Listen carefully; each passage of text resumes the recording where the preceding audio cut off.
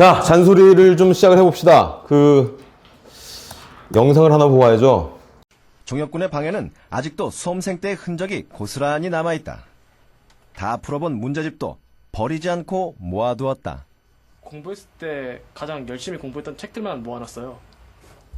이것도 그렇고 분석 자료고요. 그리고 이거는 제가 재수할 때 만들었던 오더노트예요. 수학하고 과학.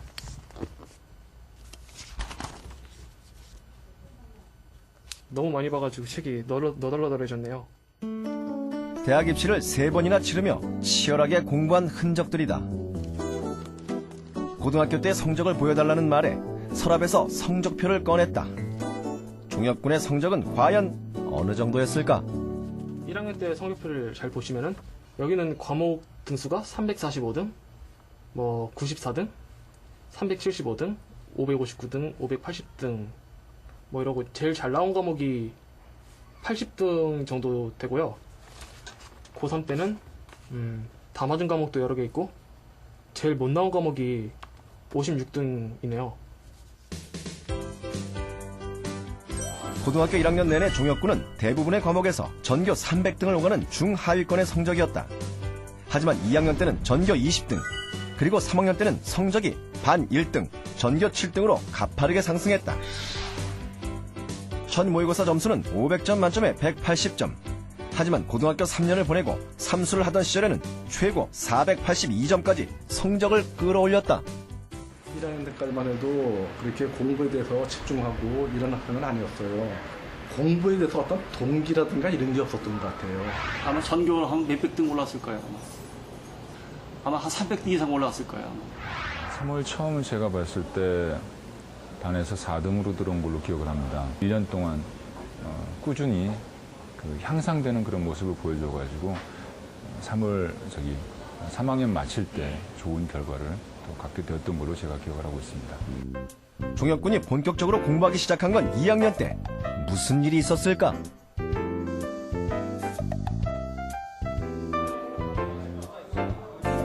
고등학교 1학년 때까지만 해도 종혁군은 공부보다는 노는 것에 빠져 있었다. 틈만 나면 노래방을 찾는, 공부하는 담을 쌓은 학생이었다. 공부를 왜 해야 하는지도 몰랐고 대학 입시는 자기와는 상관없는 먼 나라의 이야기라고 생각할 정도였다. 너무 공부를 안 했어요. 심지어 중학교 4학년 때는 공부하라는 게 공부하기 싫다고 집도 나가고 그랬었는 적이 있었는데 막 책상에는 앉아 있어요.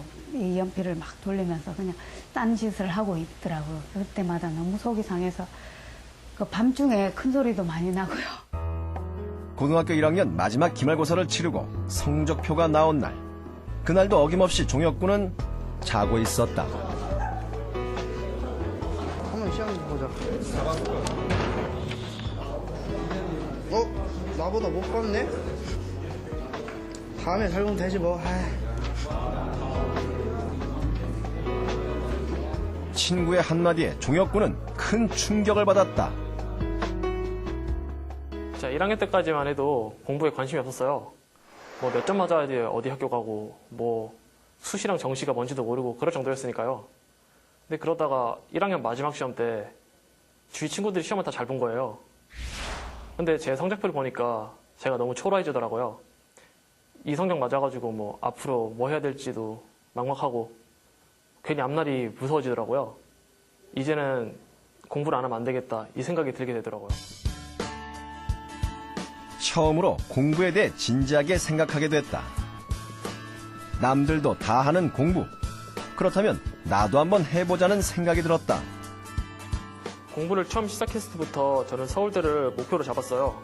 지금 당장은 힘든 목표일지 몰라도 높은 곳을 목표로 잡아야지 그 목표를 이루기 위해서 제가 그에 맞는 노력을 할 수 있을 거라고 생각했었죠. 그때 종혁군이 세운 목표는 서울대였다. 맨 처음에는 얘가 미쳤나?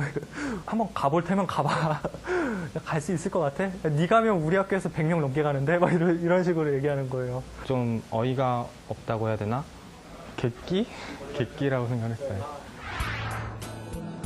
서울대를 가겠다고 주위에 선전포고까지 한 종혁군. 하지만 공부를 어디서부터 어떻게 시작해야 할지 전혀 감이 오지 않았다. 그때 눈에 들어온 것이 1등을 하는 친구였다. 1등의 친구를 한번 따라해보자고 종혁군은 마음먹었다. 친구가 푸는 문제집을 나도 사서 풀고, 수학을 공부하면 나도 수학, 잠을 자면 나도 똑같이 잠을 잤다. 친구의 일거수일투족을 그대로 따라했다. 종혁군은 1등의 친구를 타산지석으로 삼았다. 친구가 가지고 있는 좋은 공부 습관을 자기 것으로 만들기 위해 노력했다.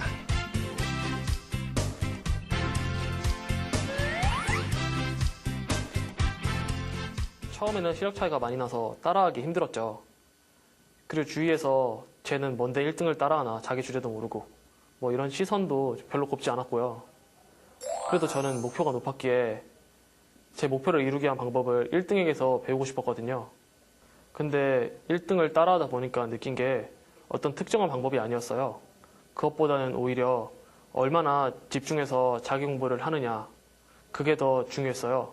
그래서 저는 1분 1초도 아껴가면서 공부를 해야겠다고 생각했죠. 1등의 친구를 자세히 관찰한 결과 친구의 공부량과 공부 시간은 종혁군의 상상을 초월했다. 목표로 삼은 대학에 가기 위해서는 그 친구보다 더 열심히 해야 한다고 생각했다.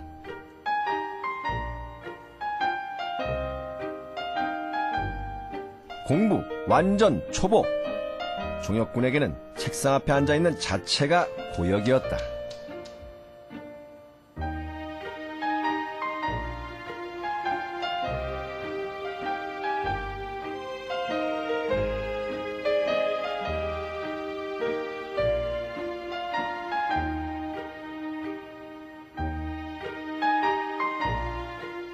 처음에는 공부하는 습관이 안 돼 있어서 앉아있는 것부터가 힘들었어요.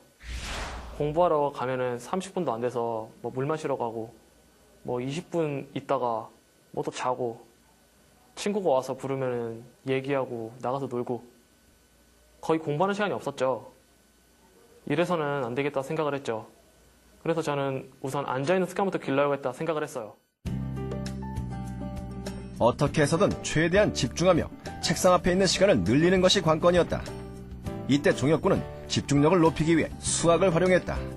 수학은 종혁군이 가장 좋아하는 과목이었다. 단순 계산 위주의 문제량이 많은 수학 문제집을 선택해서 풀었다. 수학 덕분에 확실한 졸음 방지를 할 수 있었다. 이 문제집은 제가 처음 공부할 때 풀었던 수학 문제집인데요. 문제들이 되게 쉬워요. 예를 들면은 이 문제 같은 경우에는 여기 있는 공식을 대입하면 풀리고요. 이쪽의 문제들도 마찬가지로 여기 있는 공식이 대입하면 바로 풀리는 것들이죠. 이런 문제들을 풀면은 되게 빨리빨리 풀어야 되잖아요. 문제 수가 많고 쉬우니까. 이제 펜을 많이 움직이게 되니까 공부를 하고 있다는 느낌도 들고 해서 이제 집중이 잘 됐던 것 같아요. 종혁군이 선택한 첫 번째 방법은 대성공. 수학 문제를 풀 때면 시간이 어떻게 가는지도 몰랐다.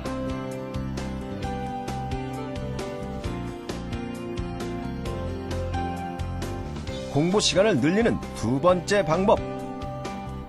수학 문제를 풀다가 집중이 가장 잘 되는 시점에 종혁군은 과목을 바꿨다.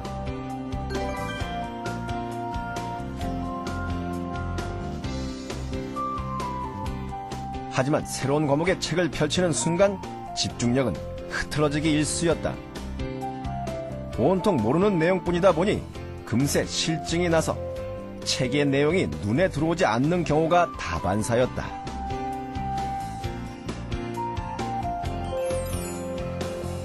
그럴 때마다 종혁군은 다시 수학으로 돌아갔다. 수학 문제를 풀면서 집중력을 끌어올렸다. 이런 식으로 고1 겨울방학 2달 동안 수학 한 권의 문제집을 3번이나 반복해서 풀었다.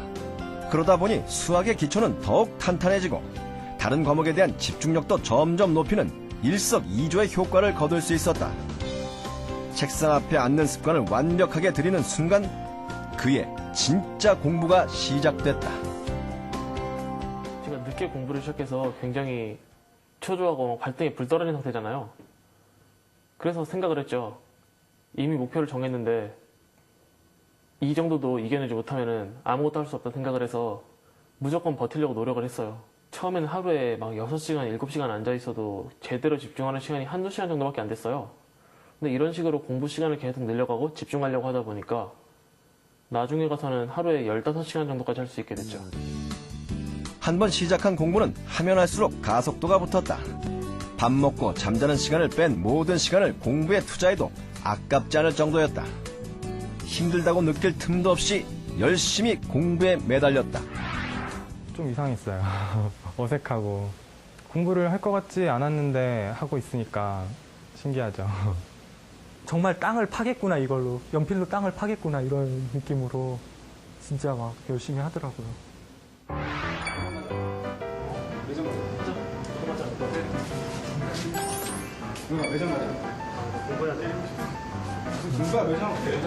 나중에.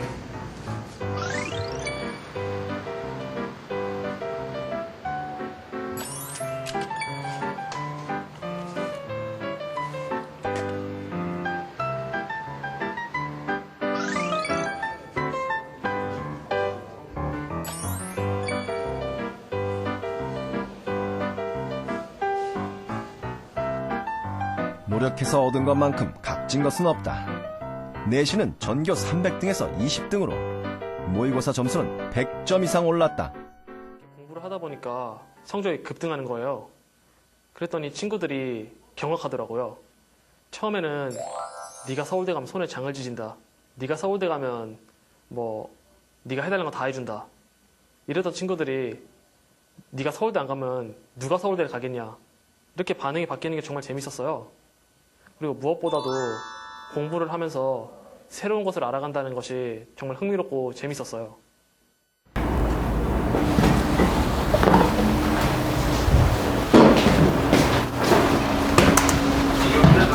아직도 송생대의 흔적이 고스란히 남아있다.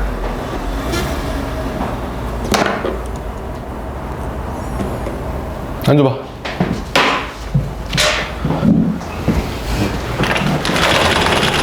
이런 목표를 세우고 공부를 하겠다고 마음먹은 사람들이 많겠냐 적겠냐?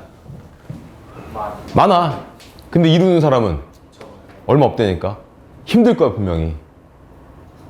근데 그 힘든 걸 해내야 된단 말이야. 그 힘든 걸 해내는 그 과정에서 여러분들이 그냥 공부 자체뿐만 아니라 어떤 지식도 얻어지겠지만 스스로 성취감이 아까 얘기했던 것들, 성취감도 생기고 업무와 처리한 능력도 생기고 얼마나 고민을 많이 했겠냐고. 물론 잘못된 것도 많아. 전교 1등을 왜 따라해? 전교 1등을 푸는 책을 지가 왜 풀어? 그럼 안 돼. 근데 당신들은 학원을 다니고 있잖아. 선생님들 그걸 도와주잖아. 이거 공부해, 저거 공부해, 이거 하면 될 거야. 너한테 맞는 걸 추천해 주잖아. 그런 좋은 상황에서 왜 스스로 공부를 안 하냐고. 스스로 공부를 해보라니까. 정말 재밌다니까. 그리고 당신들이 지금 1년 동안 공부를 정말 열심히 한번 해보면 그것에 대한 보상은 정말 엄청나요. 나중에 30세 때 1년 열심히 하는 거고 40세 때 1년 열심히 하는 거고 50세 때 1년 열심히 하는 거고는 비교도 안 돼. 지금 1년은. 그래서 그래. 그래서 어른들이 계속 여러분들한테 잔소리를 하는 거란 말이야. 아까 봤잖아.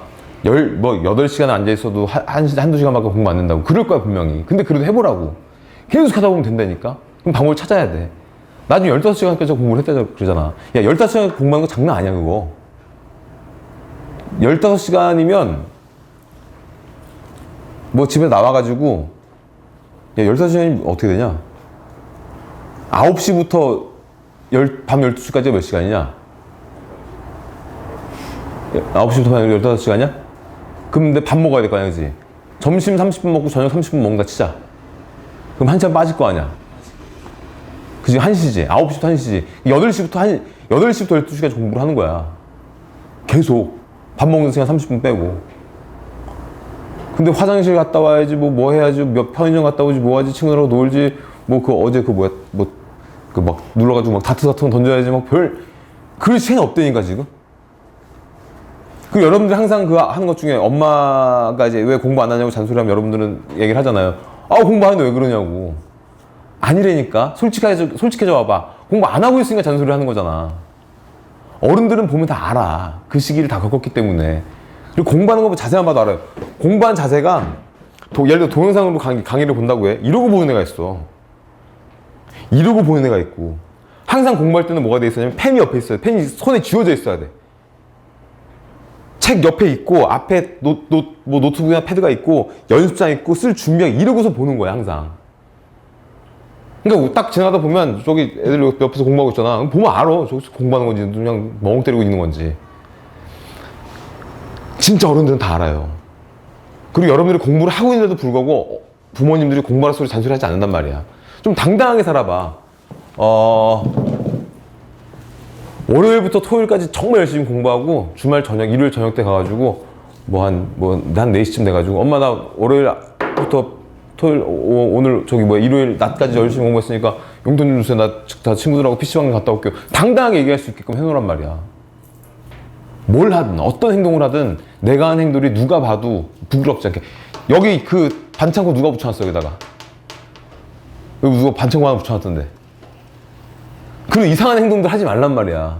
누가 언제 저 새끼구만. 언제 어디서 누가 봐도 떳떳한 행동만 하고 살라고. 그러기에도 시간은 모자라. 그냥 남이 보든 안 보든 나 스스로한테 떳떳해지란 말이야. 얼마나 중요한 건데. 자,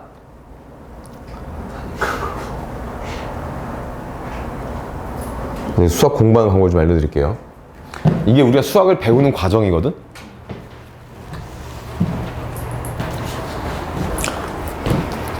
수학은 처음에 정의로 시작을 하지. 약속을 하는 거야. 그러니까 없는 것을 만들어내는 거야. 없는 것을 만들었으니까 약속을 해야 돼. 그 약속된 걸 가지고 논리적으로 증명을 하는 거야. 그러다 보면 공식이 튀어나와. 그러다 보면 옆에 보면 계산 문제들이 있단 말이야. 여기까지가 센 A단계라고 보시면 돼. 센 A는 물론 얘가 없죠. 센은 개념서가 아니라 문제집이기 때문에 여기 없단 말이야. 센 A가 요거로 구성돼 있어. 그리고 이제 B단계야. B단계 보면 여기 있는 계산 문제보다 좀 더 복잡한 거. 여기는 1 더하기 2가 문제였으면 여기는 1 더하기 2 더하기 3 더하기 4 이렇게 나오는 거.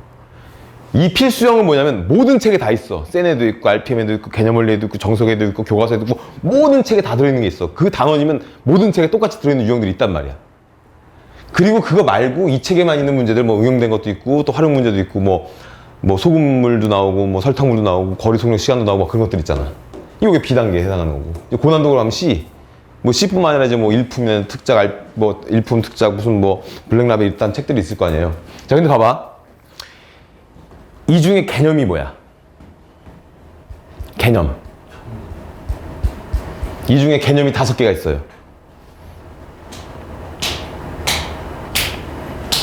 유형까지. 요게 개념이야. 내가 이걸 왜 개념이라고 말하냐면 이게 여러분들이 보고 있는 개념서 중에 제일 좋은 개념서가 이걸로 구성되어 있단 말이야. 무슨 책이에요? 여러분들이 본 책 중에 제일 좋은 개념서. 정석 아니고 자이스토리 무슨 개념서야 이 새끼야. 센 문제집이고 바이블은 내가 제일 교과서. 바이블도 내가 되게 좋아하는 책이야. 난 개인적으로 바이블을 많이 추천해요. 바이블이 설명이 사람이 하듯이 되게 예도 많고 잘 돼 있어. 책이 정말 좋은 책이야 바이블은. 근데 교과서가 이걸로 구성돼 있거든. 근데 교과서를 우리가 무시하잖아. 왜냐면 얘가 없기 때문에. 이게 적어서 문제 푸는 양이 적으니까. 근데 중요한 건 뭐냐면 교과서에 들어있는 건 정말로 개념이라는 거란 말이야. 교과서는 아무나 못 만들어요. 그냥 여러분들 갖고 있는 책은 아무나 저렇게 써가지고 출판사에 돈 주면은 나와 책이. 근데 교과서는 그렇지가 않아. 나라에서 검증을 해줘야 된다면 받을 수 있는 책이란 말이야. 그 교과서가 이걸로 구성되어 있고 잘 봐. 내가 지금 개념이 뭔지를 왜 설명하냐면 여러분들 공부할 때 개념인 것들하고 개념이 아닌 것들하고 공부하는 방법이 좀 달라야 돼요. 자, 풀다가 모르는 게 있는데 만약 얘가 안 될 때가 있고 얘가 안 될 때가 있을 거란 말이야. 이걸 질문해야 될까? 이걸 질문해야 될까? 1번, 2번. 1번을 질문해야 돼? 2번을 질문해야 돼?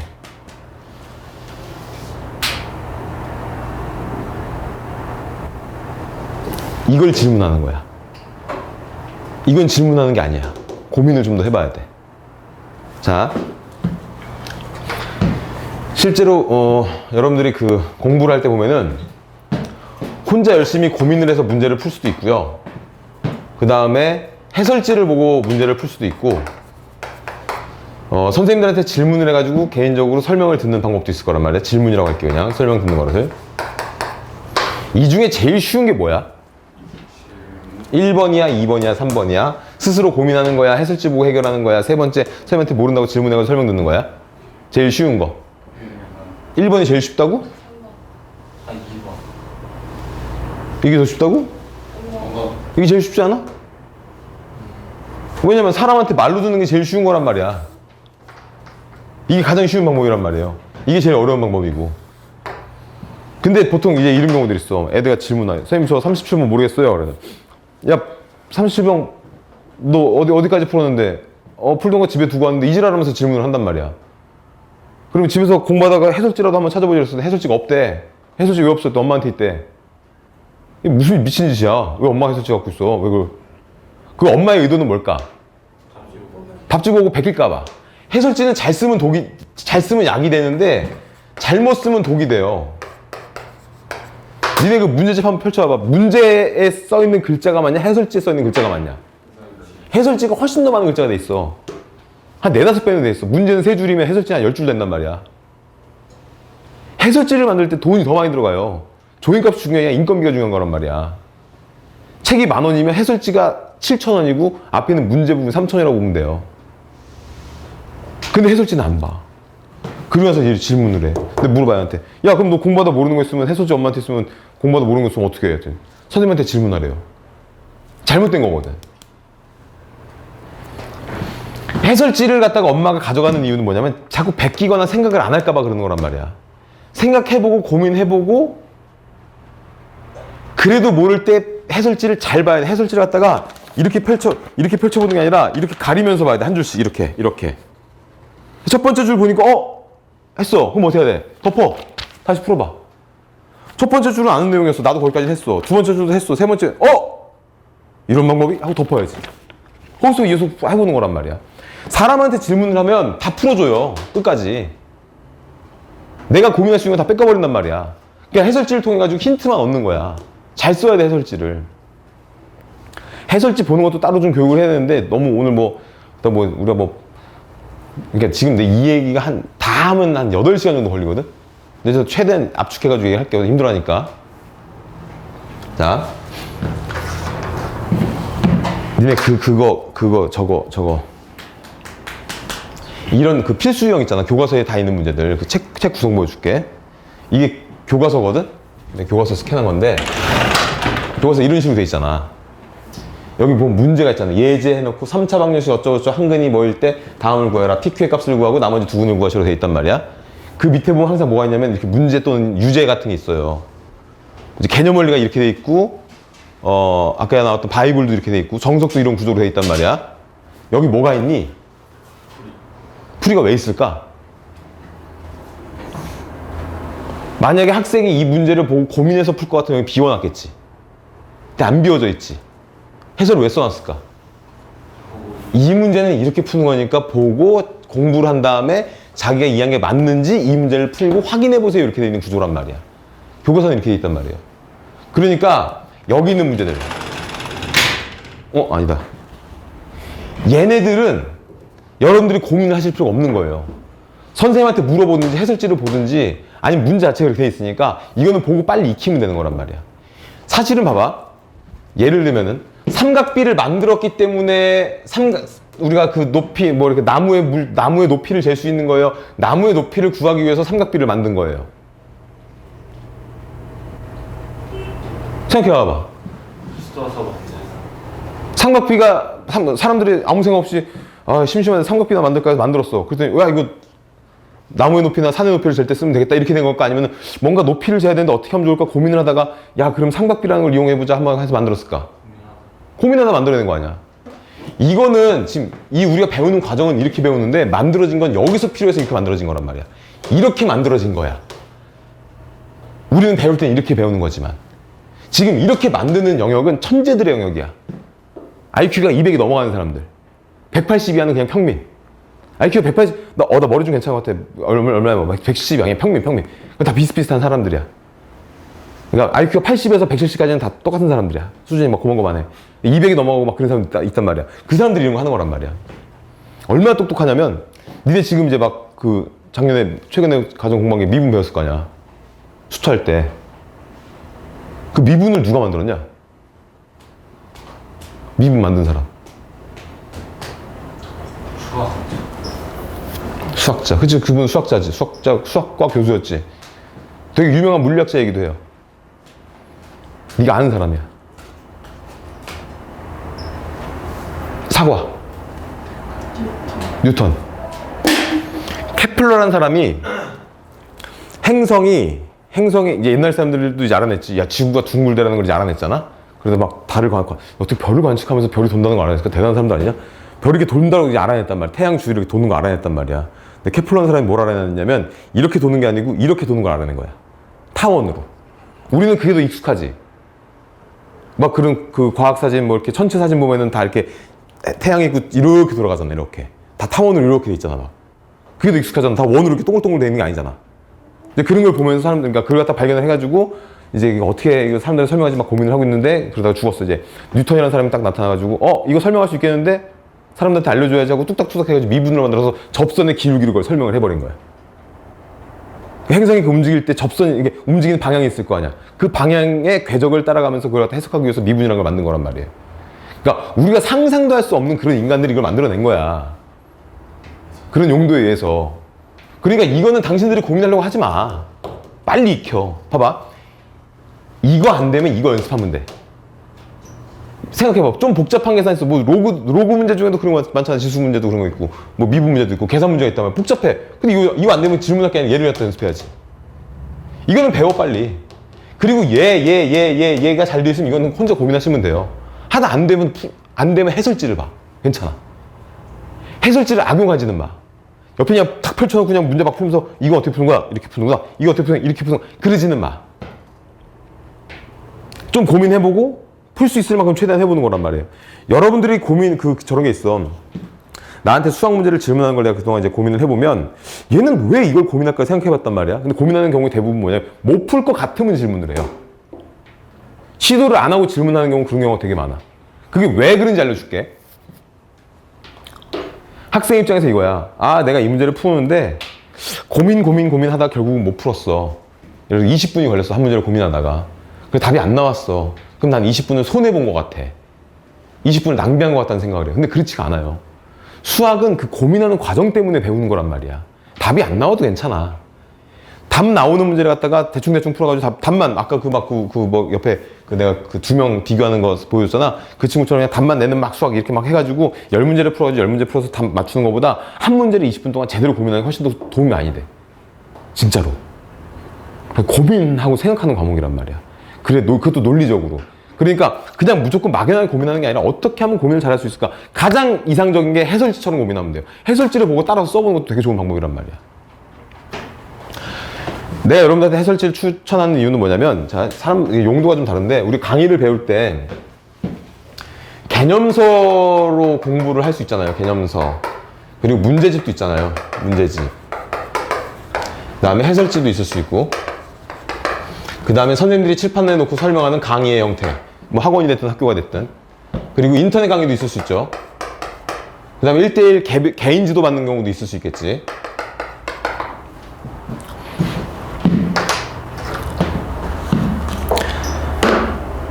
여기는 책이야. 이건 사람이야.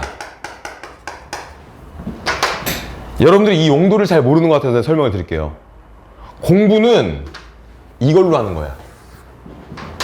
이걸로 하는 건 공부가 아니야. 강의 듣는 건 강의하는 선생님한테 공부가 되는 거지 당신들한테 공부가 되는 게 아니란 말이야. 강의를 듣는 과정은 뭐냐면 공부를 하기 위한 준비 단계가 되는 거예요. 먼저 공부를 해본 사람으로서 니네 저런 거 있지. 영화 보러 가면은 극장에 가면 이렇게 포스터 한 장씩 있잖아. 막 집어가라고 막 놔두잖아. 그럼 거기 보면 어떻게 돼 있어? 막 그 포스터에 2022년 갑자기 검은 그림자가 지구를 뒤덮기 시작. 뭐 이렇게 나와 있지. 그래서 줄거리 살짝 나와 있단 말이에요. 그 줄거리를 살짝 보고 영화를 보는 거하고 그 줄거리 안 보고 영화를 보는 거하고 어떤 게 더 처음에 이해하기가 쉬워? 줄거리 본 게 훨씬 더 이해하기 쉽지. 주인공이 누군데 이 사람이 극중 이름은 뭐구나. 근데 이 사람이 반대로 나오는 이 사람의 상대역은 누군데 극중 이름이 뭐구나. 알고 들어갈 거 아니야. 그거랑 밑도 끝도 없이 들어가서 영화 보는 건 다르단 말이야. 그러니까 이 선생님들이 해주는 역할은 이건 봐봐. 여기는 좀 다를 수 있겠지만 어쨌든 여기는 도입. 마치 영화를 보기 전에 줄거리를 알려주는 듯한 밑도 끝도 없이 갑자기 로고를 배울 건데 내가 로고가 뭔지 하나도 모르는 상태에서 듣는 거하고 선생님들이 설명해 주는 건 좀 다르단 말이에요. 들어가기 쉽게 도와주는 역할을 해주는 거야. 그리고 먼저 공부를 해본 사람들로서 어떤 노하우가 있을 거 아니야. 이건 어렵다, 이건 쉽다, 이건 중요하다, 안 중요하다, 그런 것들이 있을 거 아니에요. 어떤 부분을 강조를 해준다든지. 그런 부분에 대해서 뭔가 이렇게 경험을 갖다가 얘기해 주는 거. 경험을 가지고 뭘 얘기해 준다고 하면 좋을까? 경험을 가지고, 뭔가 그래. 그렇지, 요령을 알려주는 거. 그러다면 당신들이 이걸 공부를 하는 거야. 강의를 듣고 선생님 내준 숙제를 하는 게 중요한 게 아니라 강의를 듣고 그 내용을 복습을 하고 숙제를 해야 된다고. 근데 복습을 안 한단 말이야. 왜? 숙제를 빨리 해야 되니까. 선생님들이 왜 숙제를 내주는 줄 알아? 왜 많이 내주는 줄 알아? 공부를 안 하니까. 복습하는 거를 숙제로 내주잖아요? 5분 만에 다 했다 그래요. 말도 안 되는 얘기거든. 진짜로 공부를 하면 그런 일이 안 생긴단 말이야.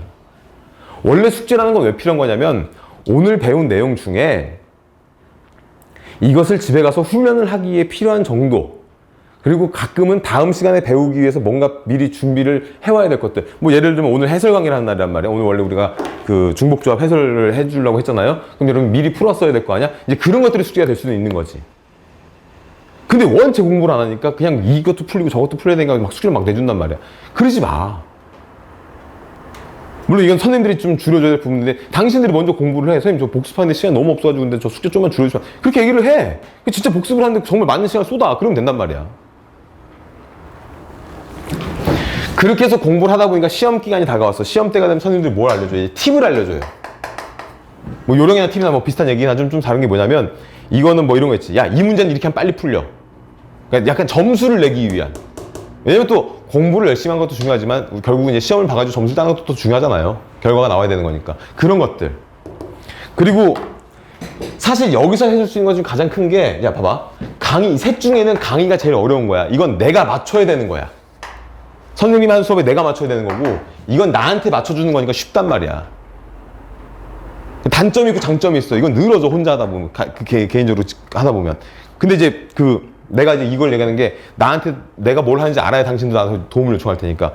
내가 6시, 평일날 저녁 6시에서 10시 가면 옆 건물로 넘어간단 말이야. 옆 건물로 나가면 그 트레이닝 센터가 있단 말이에요. 가봤냐? 거기 가면 있어, 내가. 거기서 뭐 하는 거냐면 이제 애들 개별적으로 지도를 하는 거 한단 말이야. 성태 많이 해봤잖아, 그지?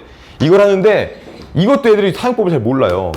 이게 뭐가 좋은 거냐면, 물론 여기는 이제 너희들은 또 선생님한테 그런 것도 요청할 수 있겠지만, 여기는 뭐가 중요한 거냐면 당신들이 공부를 하다가 뭔가 피로도 느끼는 게 있을 거란 말이야. 내가 열심히 개념 공부를 하다 보니까, 예를 들어서 공부를 예전에 안 했다고 칠게요. 지금 이제 예를 들어서 뭐랄까, 그래, 확률 통계를 문제를 막 풀려고 하는데 고1 때 배웠던 순열 조합이 잘 기억이 안 나. 그럼 어떻게 해? 당신들이 고1 때 있던 막 자료를 갖다가 막 찾고 막 그러기 쉽지 않잖아. 선생님들은 자료가 다 있잖아. 그럼 와가지고 뭐 하는 거야? 선생님, 저 옛날에 배웠던 순열 조합 문제 좀 뽑아주세요. 거기 연습 좀 해야 될 것 같아. 당신들이 먼저 요청을 해야 되는 거라고. 열심히 미분 문제를 푸는데 인수분해가 잘안돼. 선생님, 저 옛날에 배웠던 인수분해 좀 뽑아주세요. 그렇게 돼야 되는 거란 말이야.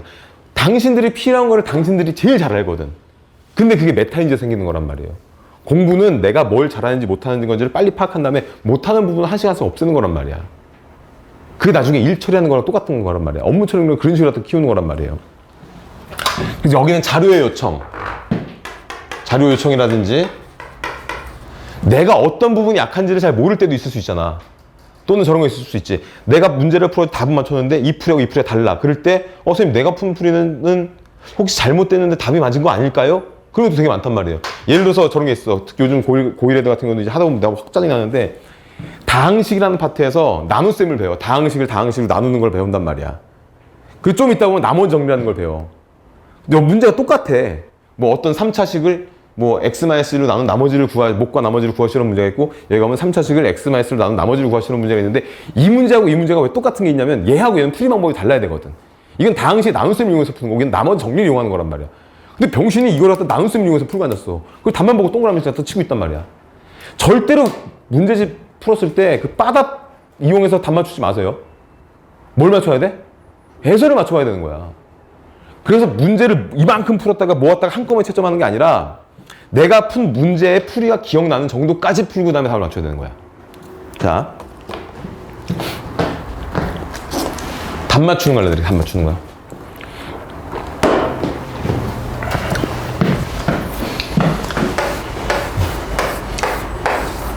여기 이제 이과생들 같은 경우는 이제 미적을 배울 거란 말이야. 그러면 뭐 문제집 같은 걸 보면 뭐 유형 이렇게 있잖아. 뭐 예를 들면 센 같은 책, 뭐 알펜 같은 책, 뭐 이렇게 유형들이 이렇게 있잖아요. 그러면 이렇게 푸는 거죠. 여기 예를 들어서 여기 뭐 1번, 2번, 3번, 4번이 있고 뭐 5번, 6번, 7번, 8번이 있어. 보통 이제 문제집 한 유형당 한 4문제 정도씩 있단 말이야. 그다음에 뭐 뭐야 9번, 10번, 11번, 12번, 13번, 14번, 15번, 16번, 17번, 18번, 19번, 20번, 21번, 22번, 23번, 24번 이렇게 있으면 내가 아직 이 단원에 익숙하지가 않아. 제이야 그렇게 자세히 있으면 누구라도 졸겠다 이 새끼야. 똑바로 앉아봐. 변하실 거예요? 안 변하실 거예요? 네. 안 변하실 것 같아요. 어떻게 해요? 야, 고3 1년만큼은 렌즈 빼고 안경 끼고 병신 찐따로 살아. 그래야 나중에 졸업하고 나서 병신 찐따로 안 살 수 있어. 진짜. 그리고 성적 어느 정도 올라왔어. 그때 꾸며. 그래도 돼. 그래서 저 새끼 공부 잘하는데 놀기도 잘 노네. 그 소리 들어. 내가 여러분들 공부를 아까 그 걔처럼 막 하루에 15시간씩 공부를 할 거라고 기대도 하지 않고 그렇게 하라는 얘기도 아니야. 내가 바라는 건 딱 어느 정도냐면 어영부영 하는 시간만 없애. 노는 것도 아니고 공부하는 것도 아니고 애매한 시간 있잖아. 그런 것만 없애면 돼. 놀 때 놀아 차라리. 제대로 놀아. 그리고 학원 대충 와가지고 시간 때우다가 막 학원에 오면 그런 게 있잖아. 왠지 공부를 한 것 같은 뿌듯함을 느끼잖아. 학원에 오면 공부한 거 아니야. 공부할 준비를 한 거지. 근데 그러고 나서 집에서 아무것도 안 해. 그럼 학원 오는 게 소용이 없는 거야. 차라리 놀아 그 시간에.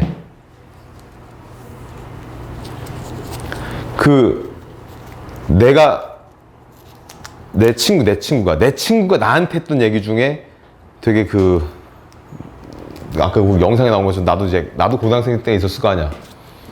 당신들보다 내가 어릴 때가 있었단 말이야. 막 날씬하고 막 그때 내가 막 한참 이제 중3에서 고1 갔을 때 더 놀아야 되는데 못 놀아서 막 속상해하고 있을 때 나한테 친구가 그 얘기를 했어. 무슨 얘기를 했냐면 지금 되게 친한 친구인데 우진아 그러지 말고 친구한테 네가 연락 먼저 하지 말고 그래서 내가 그랬어. 난 별로 애들한테 연락 안 하는데 난 전화 오면 나가는데 그러면 전화 오면 나갈 때까지 그때까지 공부를 좀 해보는 거 어때? 친구한테 그렇게 얘기했었어. 그러니까 공부를 안 하면서 계속 그냥 뭐 TV 보고 그냥 누워서 자면서 친구한테 전화가 올 때까지 기다리다가 나가는 게 아니라 그 전까지는 공부를 하다가 전화 받으면 생일 있으면 나가라. 그 쓸데없는 시간만 줄이면 되는 거야. 공부하는 것도 아니고 친구들한테 먼저 연락하지 마. 먼저 놀자는 얘기 하지 마. 오려고 오면 나가서 놀아. 놀지도 말라는 얘기 아니잖아.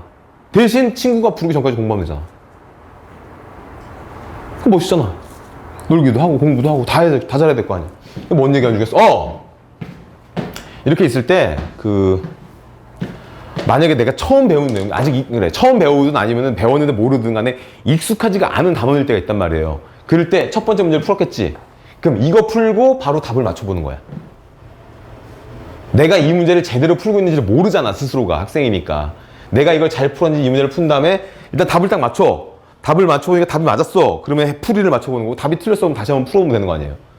그 다음에 이 문제를 풀고 한 번 더 확인을 하는 거란 말이야. 괜찮아. 그러면 이제 1루 가는 거야. 1루 넘어가. 이거 이렇게 풀면 도움 안 된다? 왜냐면 이 공식을 사용하는 거, 이 유형을 사용하는 건 알고 있잖아요. 그럼 무슨 일이 벌어지냐면 여기서 더 고민할 거 고민하지 않고 이제 생각해봐봐. 문제가 막 섞여 있는 거랑 단원이 모여져 있는 건 어때? 모여져 있는 게 훨씬 더 풀기 쉽지. 근데 실제 시험 어때요? 단원이 뒤죽박죽 나오잖아. 그러니까 그렇게 공부를 해야 되는 거란 말이야. 이 인지통제란다.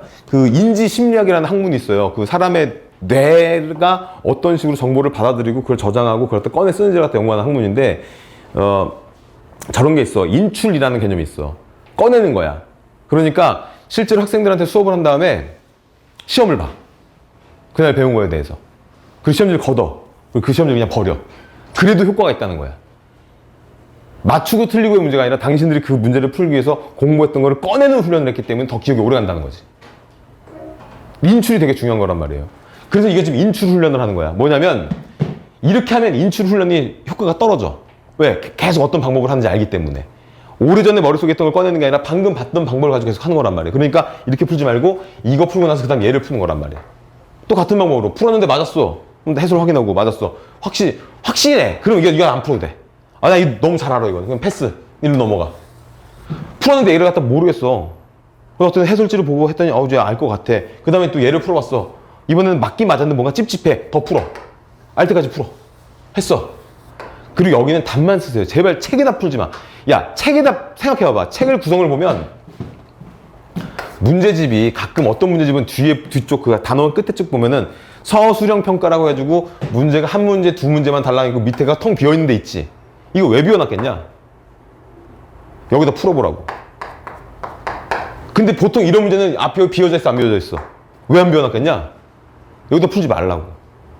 좁잖아요. 좁으면 자꾸 그 등호를, 수학은 아까 얘기했다시피 논리적인 과정을 갖다 배우는 거야.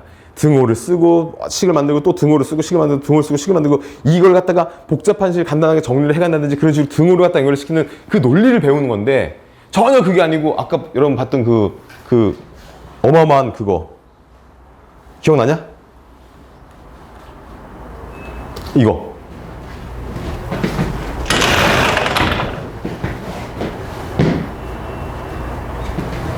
등호가 한 번 나온다. 이게 논리적이지 않잖아요. 이렇게 하면 안 된단 말이야. 안 늘어. 몰라. 문제를 풀어서 숙제는 할지 모르겠지만 수학을 통해서 배울 수 있는 능력은 하나도 안 키워져. 이렇게 하면. 어차피 푸는 거 이렇게 풀 필요 없잖아. 이 형님 능력이. 야, 그거 있잖아, 왜. 근데 헬스장 가가지고 그 웨이트 트레이닝 할 때도 이왕이면 효율적인 방법을 할 거 아니야. 자세 제대로 잡아가지고. 똑같은 거란 말이야, 공부도. 자, 그래서 또 했어. 그런데 이렇게 하는 거야. 지금 같은 거 잘 모르니까 이렇게 하는 거고 한 문제 풀 때마다 해설을 맞추는 건데 그 다음에 풀 때는 어떻게 푸는 거냐면 이렇게 푸는 거예요. 얘 풀고 이런 식으로 옆으로 넘어가는 거. 이렇게. 그래서 하나씩만 풀어. 하나 풀고 또 하나 풀고 이런 식으로. 자꾸 내용을 갖다 바꿨다 해주는 거란 말이야. 근데 이때도 마찬가지. 예를 들어서 내가 이거를 풀고 또 답 확인하고 바쁘잖아. 답 확인 매번 하면 또 시간이 또 많이 걸려요. 그러니까 그러지 말고 얘를 풀고 더 이상 넘어가면 내가 이것에 풀이가 기억이 안 날 것 같아. 그럼 그때쯤 채점을 하는 거란 말이야. 사람마다 다르겠지. 문제 유형마다 난이도마다 다르겠죠. 그러니까는 내가 이 문제를 푸는 방법이 제대로 맞는지 모르는지일 때는 한 문제마다 확인을 하시고 푸는 방법이 그래도 어느 정도 알고 있고 맞다면 그때는 여러 문제를 푸는 게 맞는데 그게 너무 많이 넘어가지 말라고. 풀이를 갖다 기억하지 못할 정도까지. 막 한 3장, 4장 푼 다음에 한꺼번에 채점하려고 그러면 답 해설 못 맞춘단 말이야. 답만 맞추게 돼 있단 말이야. 예를 들어서 지금 내가 2시부터 3시까지 시간이 남아가지고 수학 문제를 풀려고 해. 근데 하다 공부하다 보니까 40분이 지나서 지금 2시 40분이야. 난 3시에 나가야 돼. 근데 20분이 남았어. 그 나머지 20분 동안 문제를 더 푸는 게 아니라 그 나머지 20분 동안 40분 동안 풀었던 문제를 채점하고 나가는 거란 말이야. 완료를 짓는 거야, 거기까지. 해설지는 그렇게 보는 거라고. 그리고 아까 얘기했다시피 옆에다 펼쳐놓고 그냥 한 줄씩 보는 거야. 한 줄씩 보면 알 것 같아. 그럼 다시 한번 풀어보고. 그리고 어떤 경우는 이런 경우도 있어요. 봤는데 전혀 모르겠어. 야, 해설지를 그리고 이렇게 봐야 된다. 그림이 있으면 좋을 텐데. 해설지 보면 어떤 문제가 이렇게 있고 막 이렇게 있잖아요. 이거를 뭐 가리고 하는 거는 내가 이제 힌트를 얻는 단계인 거고 만약에 힌트를 얻을 수준이 아니야. 너무 어려워 문제가. 내가 전혀 모르겠어. 그래서 야, 도대체 뭐 하는 거야? 이렇게 딱 보면서 해설지를 갖다가 이지랄하고 보고 있다. 뭐 하냐는. 몰라가지고 해설지를 보고 있는데 해설지 이해가 안 돼. 아이씨, 이렇게 보니까 당연히 이해가 안 되지. 해설지 이렇게 보면 안 돼. 첫 번째 줄을 딱 일단 문제를 쓰는 거야. 문제를 먼저 쓰세요. 연습장에다가 문제를 딱 쓰는 거야. 그리고 해설지를 딱 봐. 해설지를 본 다음에 이 내용을 눈으로 확인을 해. 근데 이해가 갔어. 그럼 그걸 갖다 쓰는 거야, 한 줄을. 근데 이거를 여기 뭐 AX제곱 플러스 BX 있으면 AX제곱 BX 플러스 이렇게 따라서 쓰는 게 아니라 한 줄을 보고 그걸 갖다 기억한 다음에 그걸 써보는 거야. 알겠어. 썼더니. 그 다음에 여기서 일로 왔어. 여기서 세 번째 항하고 네 번째 항 서로 위치를 바꿨네. 교환법칙을 썼네. 그 순간 딱 보고 이해했으면 거기다 써보는 거란 말이야. 써봐. 그 다음 무슨 일이 생기냐면 이럴 수 있어요. 여기서 일로 넘어가는 과정은 전혀 이해가 안 돼. 도저히 모르겠어. 아무리 봐도 모르겠어. 그럼 여기다 별표 쳐놓고 그 다음에 이 식을 그냥 미친하고 써. 그리고 그 다음부터 다시 또 이해를 해보는 거야. 그래, 얘가 왜 나오는지도 모르겠지만 얘가 맞다고 인정을 한다면 난 이 식은 이해가 가. 왜? 여기서 변형된 거니까. 그럼 또 이 식을 써보는 거야. 그러다 보면 어떤 일이 생기냐면 이 상황이 이해가 그 당시엔 안 됐는데 끝까지 하다 보면 아 그래서 얘를 이렇게 치환을 했구나 그게 보인다니까. 뒤에까지 읽어보면. 그러니까 그런 거 있잖아요. 영화를 봐도 쟤네들이 왜 싸우고 지랄이지? 저 새끼 왜 쟤를 갖다 죽였을까? 뭐 아무리 봐도 이해가 안 되는데 딱 끝날 때 결말을 보면 아 그때 그래서 그 새끼가 그 새끼를 죽였구나 이렇게 되는 거란 말이야. 똑같은 얘기라고. 고급스러운 질문은 이런 게 고급스러운 질문이야.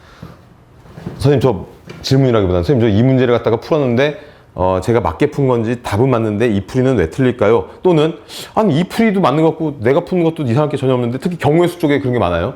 경우의 수 여러분이 지금 하는 그 중복접 쪽에 그런 게 있을 거란 말이야. 나 분명히 나의 방법대로 논리적으로 풀었는데 이상하게 답이 안 나온단 말이야. 그럴 때가 있어. 아무리 봐도 모르겠어. 그런 걸 갖다 질문하는 거란 말이야.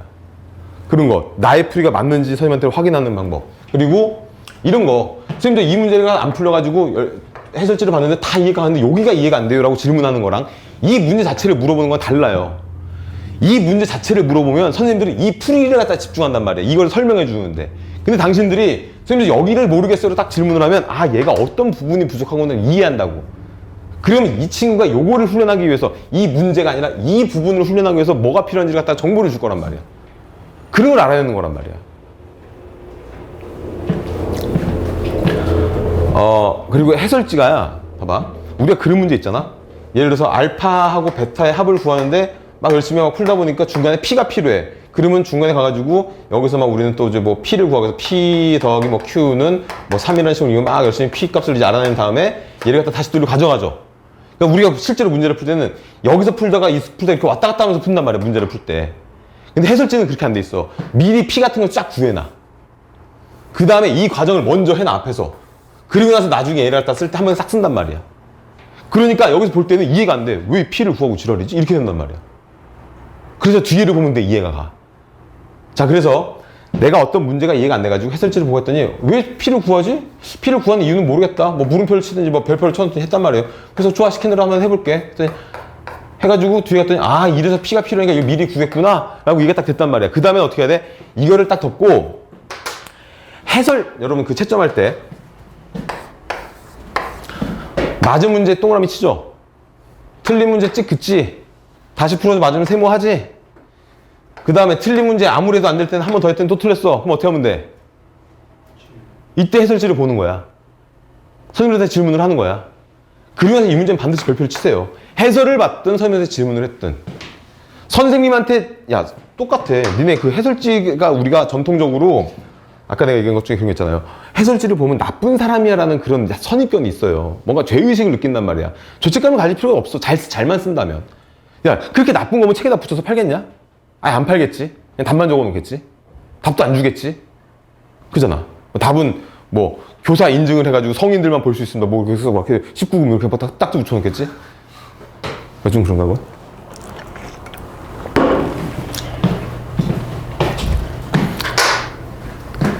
우리는 내가 여러분한테 해설지를 지금 계속 얘기하는 이유는 뭐냐면 시간이 많지가 않잖아 이제. 그러니까 이들이 줄 수 있는 도움은 이런 부분이야. 도입하는 거, 경험에 의해서 여러분들 요령 알려주는 거, 시험 보기 전에 팁을 주는 거, 부족한 부분을 채워주는 거, 잘 안 풀린 부분을 개별적으로 맞춰주는 거는 여기서 사람들이 할 몫이고 여러분들 공부를 이걸로 해야 된단 말이에요. 근데 이거는 내가 항상 갖고 다닐 수 있잖아. 해설지는 항상 가지고 있을 수 있잖아. 해설지 가지고 독서실을 갈 수가 있잖아.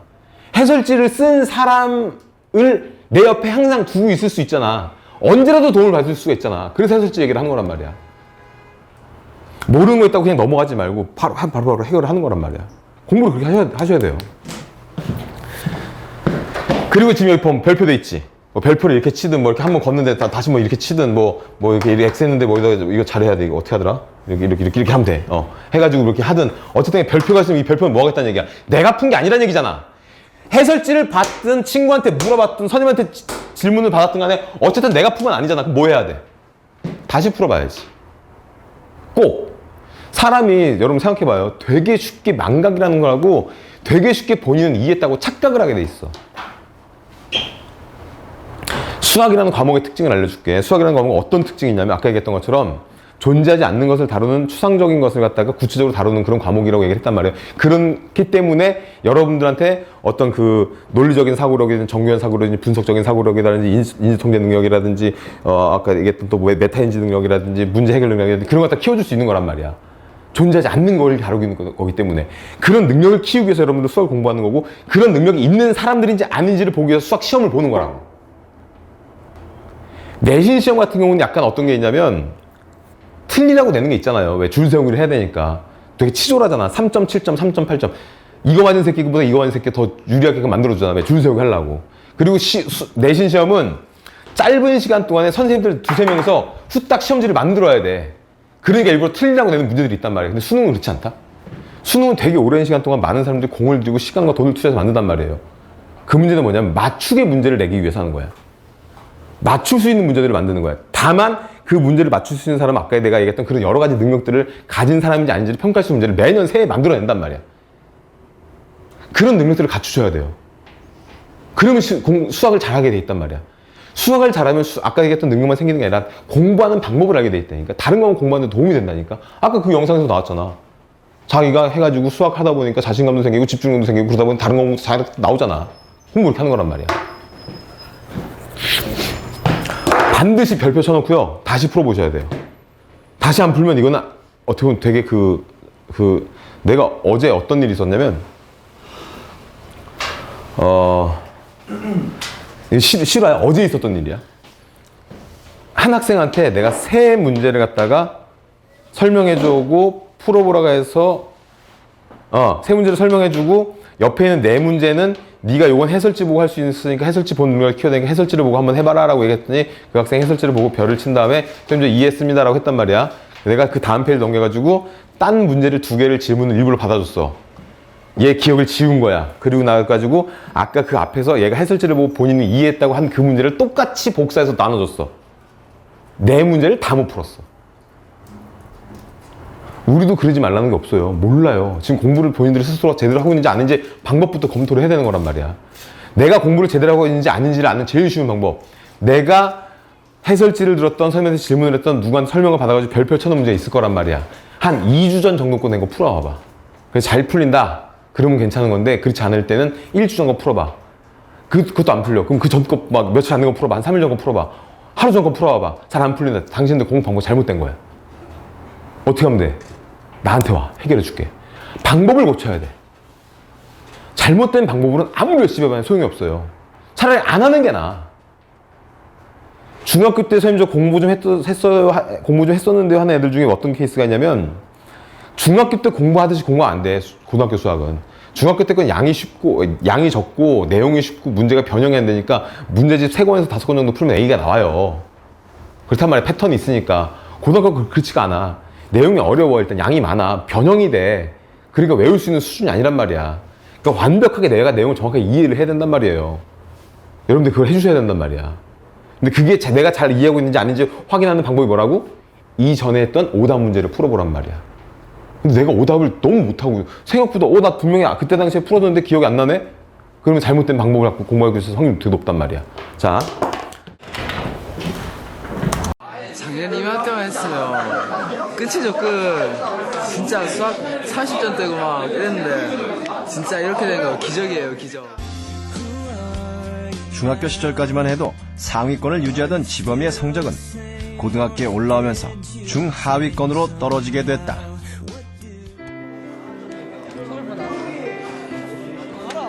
그러던 지범이가 다시 성적을 올리겠다는 결심을 하게 된 계기는 우연히 찾아왔다. 지범이의 성적에 관한 친구의 한마디, 그 한마디가 지범이에게 큰 상처로 남았다. 이런 식으로 공부해서 뭐 하겠니? 너 이렇게 해서 나중에 대학도 못 간다. 이러니까 너무 자존심이 상한 거예요. 다른 사람도 아니고 그 친구가 하니까 정말 자존심이 상하더라고요. 정말 미워가지고 정말 어떻게 하고 싶은데 어떻게 하지 못하고 그래도 이제 공부로서 그 친구를 이겨야겠다 그 생각밖에 안 들었죠. 공부를 하기로 마음먹은 지범이가 가장 먼저 도전한 과목은 수학. 공부법을 찾을 수 없어 잠시 학원을 다녀보기도 했지만 뚜렷한 성과는 없었다. 다음으로 지범이가 찾은 것은 친구들. 수학을 잘하는 친구들의 공부법을 묻고 그 방법을 그대로 따라해 보기로 했다. 친구들이 푸는 문제집을 사서 풀었다. 오답 노트 정리, 유형별 풀이 등 여러 방법을 시도해 봤지만 모두 허사였다. 몇 개월 수학만 붙들고 씨름하는데 성적은 그 자리 그대로였다. 자신과 같이 중하위권 학생이 수학을 잘할 수 있는 방법 같은 건 세상에 존재하지 않는 듯했다. 해도 안 되잖아요. 정말 내가 이렇게 수학을 포기해야 되는가 생각이 들고, 어떨 때는 정말 수학 포기할 거라고 수학 문제집 다 덮고 그냥 수학 공부 안 한 날도 있어요. 결국 지푸라기라도 잡는 심정으로 지범이는 선생님을 찾았다. 다양한 문제를 풀기보다는 한 권의 문제집을 정해서 알 때까지 계속 풀어볼 것. 선생님이 가르쳐준 방법이었다. 지범이는 이 방법을 가지고 마지막 도전을 마음먹었다. 이것마저 안 되면 정말 수학을 포기할 거다. 수학 절대 안 할 거야. 이 생각으로 수학 문제집 한 권을 한번 10번을 풀어봐야겠다 결심을 하게 됐죠. 중위권 학생들은 많은 양의 문제를 푸는 것보다는 한 권의 문제를 가지고 처음부터 끝까지 문제를 푼다면 수학에 대한 자신감도 생기고 흥미를 가지게 되어서 상위권으로 분명히 갈 수 있으리라고 생각이 됩니다. 지범이의 책장에는 1년 전 풀었던 문제집이 아직 꽂혀있다. 이게 그때 제가 1학년 때 풀었던 그 문제집인데요. 좀 많이 봐서 그런지 찢어지고 낡았네요. 같은 문제를 10번이나 풀다 보니 페이지마다 채점한 흔적들이 한가득. 색깔이 되게 화려해요.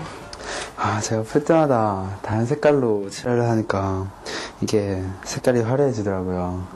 너무 많이 칠해서 이제는 이 문제도 잘 안 보여요. 문제 확인조차 어려울 정도로 풀고 또 푼 문제집. 그래도 이 문제집은 지범이의 자랑이다. 그래도 이 책 볼 때마다 늘 뿌듯하고 그때 마음 생각하면 정말 재밌기도 하고 그렇죠. 한 문제집을 10번 풀었다. 그 10번을 통해 지범이가 깨우친 것은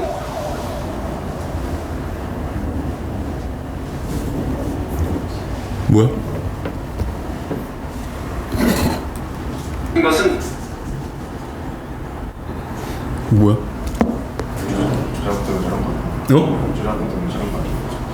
저작권? 저작권 왜?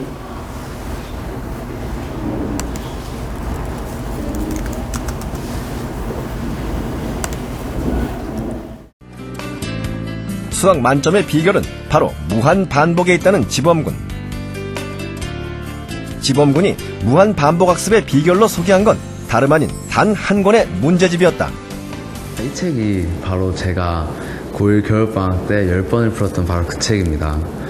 지금 보니까 이제는 그때의 기억이 많이 나는데 이 책을 빼놓으면 아마 저의 수학에 대해서는 할 얘기가 없지 않을까 될 정도로 정말 저에게는 소중한 책입니다. 지범군의 문제집 속에는 때로는 짜증과 불안으로, 때로는 기쁨과 설렘으로 수학과 씨름했던 추억이 고스란히 담겨있다.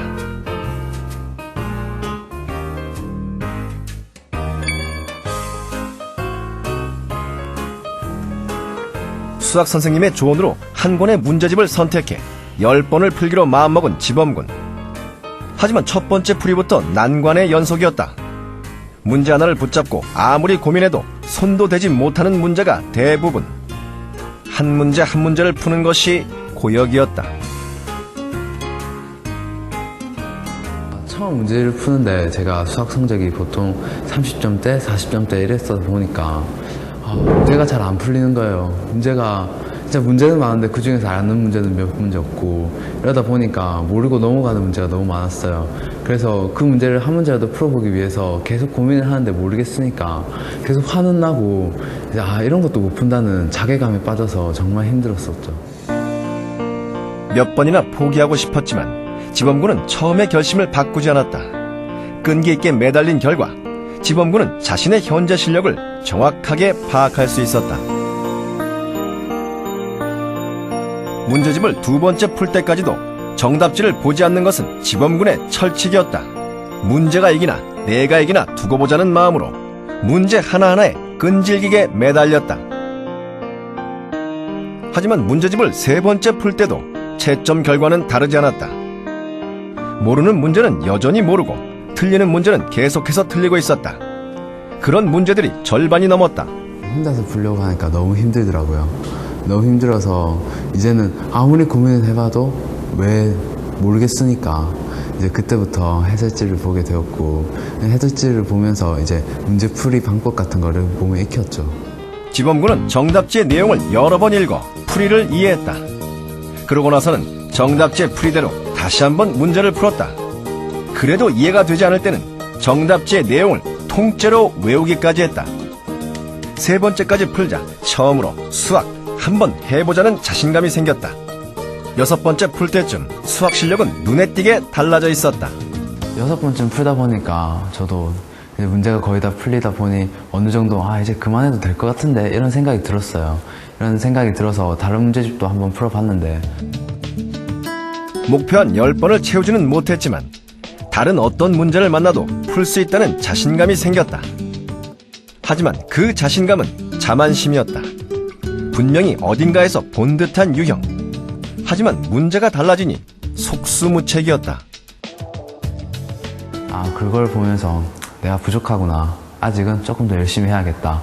이러면서 제가 원래 풀던 문제집으로 돌아와서 10번을 채워야겠다고 다시 결심하게 되었죠.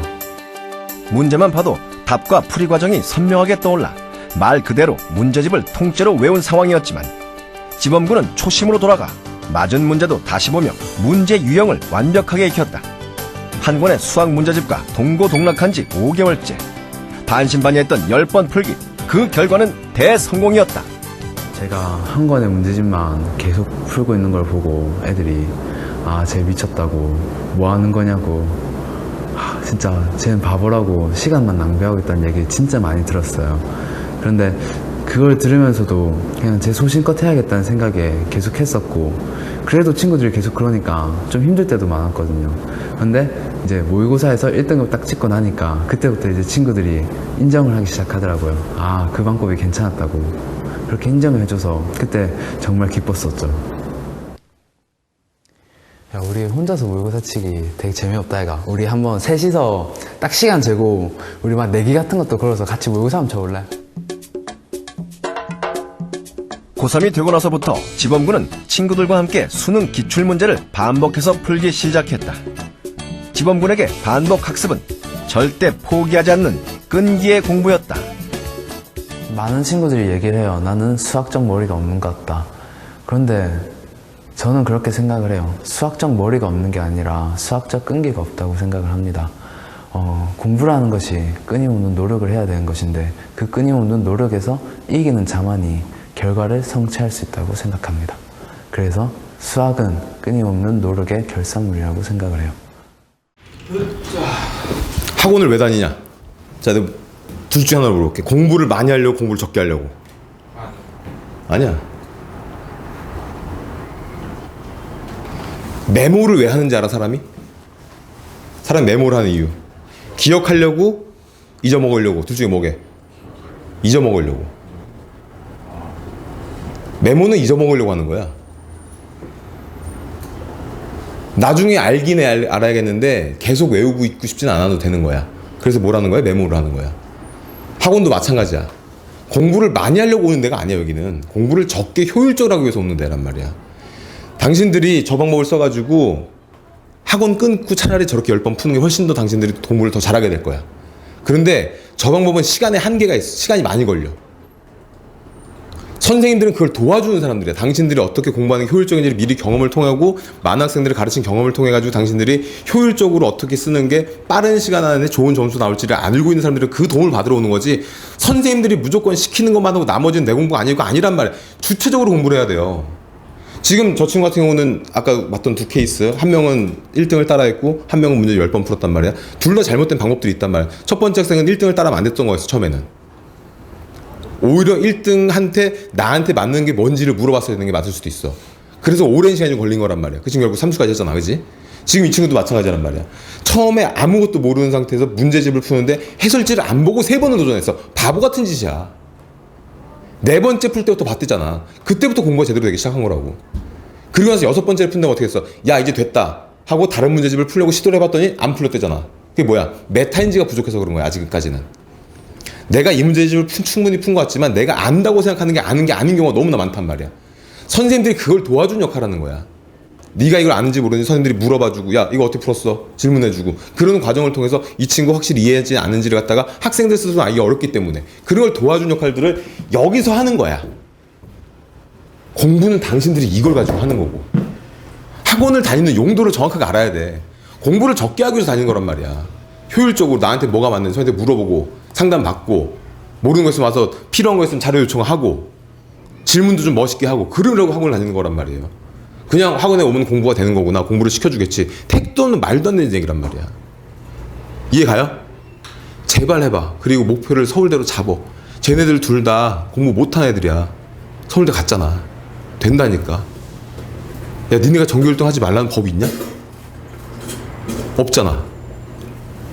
그래, 시간이 부족해 전교 1등까지 못한다고 치자. 서울대 못 가라는 법은 없잖아. 한 번 더 하고 또 한 번 더 하고 한번 삼술에서라도 서울대 한번 가보라니까. 그러려면 지금부터 공부를 하면 돼. 공부를 해, 제발 부탁인데. 이해가요, 무슨 말인지? 내가 와보면 막 선생님 박수, 야, 숙제 했어 안 했어, 뭐 너 이거 노트 냈어 안 냈어, 나 그거 볼 때마다 속이 터지는 거야. 왜 이 좋은 선생님을 그렇게밖에 못 써먹냐, 니들이. 얼마나 학생들이 뭘 모르는지를 정확하게 아시는 분인데 그 도움을 받을 수 있음에도 불구하고 왜 이 선생님이 니네들 공부시키는데 진을 빼야 되냐고. 그건 아니잖아, 분명히. 나한테 와서 울었어, 한 달 전에. 어떻게 될지 모르겠다고, 애들 공부 너무 안 한다고. 근데 나 한번 옛날에 몇 주 물고 와 있었지? 그때 들어왔던 이유가 그거였어. 니네 어떻게 하는지 내가 지켜보고 방법을 좀 찾아보겠다고. 그래서 내가 이거를 하려고 했는데 마침 그때 니네 시험 끝나고 또 개강이었어. 그래서 또 요일도 바뀌었어. 그러니까 내가 못 들어왔었는데 마침 오늘 타이밍이 내가 이제 수업을 하게 되는데, 그래, 오늘 중복조합을 하는 게 맞지만 중복조합을 할까 하다가 내가 이 생각을 갖고 있어. 그래, 중복조합 공부를 니들이 한번 해와봐라. 제대로. 41번부터 중복조합 끝까지 한번 해보세요. 그 뒤에 보면 그 어려운 사전 문제 있고 그다음에 그 사관학교 기출 문제들 있잖아. 거기도 해봐. 어려운 문제들이라고 못할 게 아니라 해설지를 보면서라도 해봐. 선생님이 숙제 내주지 않았는데 그게 무슨 상관이야. 선생님이 숙제 안 내준 것까지 풀었다 뭐라고 하겠냐? 그건 아니잖아. 공부를 한번 해보세요. 알겠죠? 잠 잘 자고 몸 관리 잘하고, 그것도 되게 중요한 거야. 그것도 네가 해야 될 임무 중에 하나야. 밥 잘 챙겨 먹고. 알았지? 고생도 많았어요. 잔소리 3시간 동안 듣는 건 쉬운 일 아닌데 고생했고. 하여튼 멋진 결과를 좀 보여줘봐. 기대할 테니까. 그리고 뭐든지 하다가 힘든 거 있으면 나한테 와서 얘기해. 도와줄 테니까.